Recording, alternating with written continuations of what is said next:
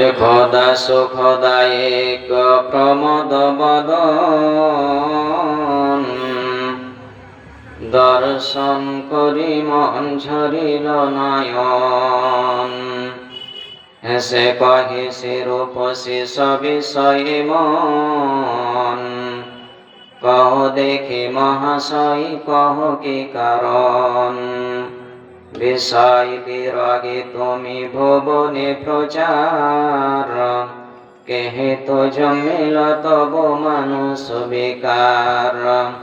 হেসে কহিলাম বলে করহ শ্রবণ, নেত্র ঝরে তবু ভেত ভেব না এমন। যে শিল্পী রচিল ওই সুধাংশ বদন, তাহার তরে ঝরে নেত্র নয়নে জীবন। উপস্থিত এ মঞ্চে উপবিষ্ট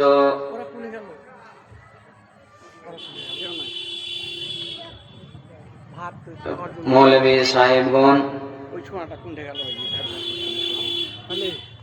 ও জালসা প্যান্ডেলে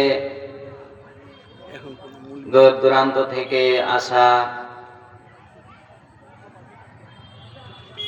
আমার ভাই সকল এবং পর্দার আড়ালে মা ও বোনেরা, সর্বপ্রথমে ওই মহান রব্বুল আলামিনের কৃতজ্ঞতা জ্ঞাপন করি। তাই সকলে বলেন আলহামদুলিল্লাহ। তারপরে পরে বিশ্বনবী জনাবে মুহাম্মদ রাসূলুল্লাহ বলেন সাল্লাল্লাহু আলাইহি ওয়াসাল্লাম,